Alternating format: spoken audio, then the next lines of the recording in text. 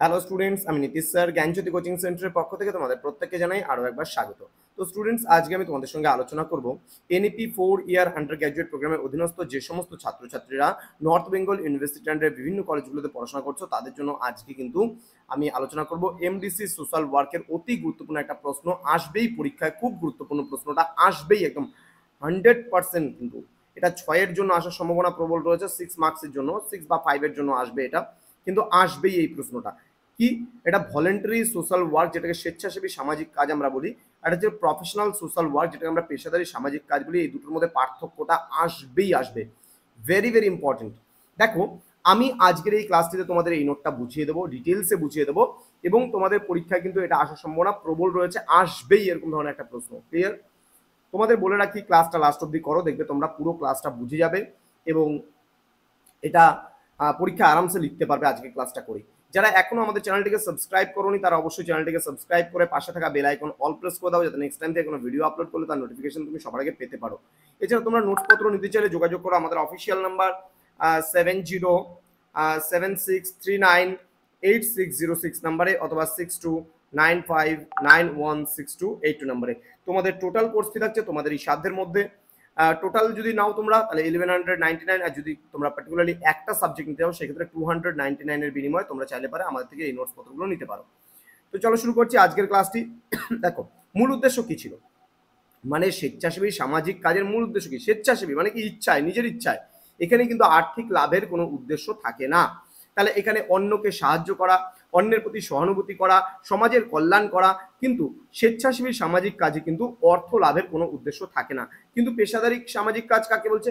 যেমন মনে করো আমরা ডক্টরি, যেটা ডক্টরি, এবার মনে করো তোমাকে আমি সামাজিক কাজ করছি, সমাজের মানুষের সেবা করছি, আমি একজন ডাক্তার, কিন্তু আমি কিন্তু আমার কাজের বিনিময়ে আমি তোমার থেকে কিছু অর্থ নিচ্ছি, তাহলে এটাকে বলে প্রফেশনাল সোশ্যাল ওয়ার্ক। যেমন আমি একজন টিচার এবং আমাদের সেন্টারটাকে চালাতে গেলে বা আমাদের পেট চালাতে গেলে অবশ্যই কিন্তু আমাদের তোমাদের থেকে কিছু কিছু করে কোর্স ফিটা নিতে হয়। তো সেই কারণে আমাদের যে সামাজিক কাজটা আমরা করছি সেটা কিন্তু প্রফেশনাল মানে সোশ্যাল ওয়ার্ক। আশা করি বুঝতে পেরেছো বিষয়টা। তাহলে স্বেচ্ছাসেবী সামাজিক সংগঠনে বা স্বেচ্ছাসেবী সামাজিক সংগঠনের যে কাজ থাকে তাদের কিন্তু কোনো আর্থিক লাভের উদ্দেশ্য থাকে না। কিন্তু অপর দিকে যদি আমরা লক্ষ্য করি ভালোভাবে, তাহলে কিন্তু ব্যক্তি, পরিবার বা দল বিশেষে যে মানুষের যে সাহায্য করা এবং সাহায্যের মানে পরিবর্তে আমরা কিন্তু তার থেকে কিছু আর্থিক মানে মানে কি বলবো, মানে টাকা কিন্তু আমরা তাদের থেকে নিচ্ছি, অর্থ নিচ্ছি, তাহলে এটাকে কিন্তু পেশাদারী সামাজিক কাজ বলবে। এবার প্রশিক্ষণ ও দক্ষতা, এইবার সাধারণ কোনো আনুষ্ঠানিক মানে প্রশিক্ষণের প্রয়োজন হয় না এখানে। এখানে কিন্তু স্বেচ্ছাসেবী সামাজিক মানে কাজ করতে গেলে আমি কারোর সেবা করব, আমি একটা মানুষ খাবার পাচ্ছে না তাকে গিয়ে খাবার দেব, আমি একটা ছেলে পড়াশোনার খরচা হচ্ছে না তাকে গিয়ে আমি পড়াশোনার জন্য তার মানে যা কিছু উপাদানগুলো লাগে সেগুলো আমি দেবো। তাহলে এর জন্য কোনো ট্রেনিং নেওয়ার প্রয়োজন পড়ে না। কিন্তু পেশাদারী সামাজিক কাজ করতে গেলে কিন্তু অবশ্যই তোমাকে একটা প্রশিক্ষণ নিতে হবে। যেমন ডক্টরি করতে গেলে তোমাকে অবশ্যই প্রশিক্ষণ নিতে হবে, নার্সিং করতে গেলে তোমাকে অবশ্যই তোমাকে ট্রেনিং নিতে হবে বা প্রশিক্ষণ নিতে হবে। মাস্টার্স মানে যদি কেউ টিচার হতে চায় তাহলে তাকেও প্রশিক্ষণ নিতে হবে, যেমন বিএড করতে হয়, ডিএলএড করতে হয়। তাহলে এইভাবে বিষয়গুলো আমাদের ভাবা উচিত কিন্তু। হ্যাঁ, তো খুব সহজ একটা বিষয়।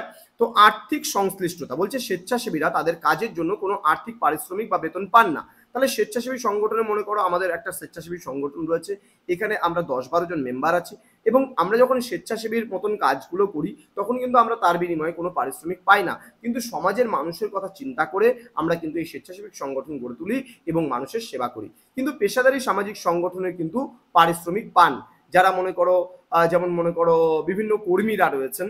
হ্যাঁ, যেমন মনে করো অঙ্গনওয়াড়ি কর্মী যারা রয়েছেন তারা কিন্তু দেখবে যে যে সমস্ত বাড়িতে তোমার হচ্ছে বিভিন্ন রকমের সমস্যা হয় তারা গিয়ে সেগুলো আর কি দেখেন এবং দূরীভূত করার চেষ্টা করেন।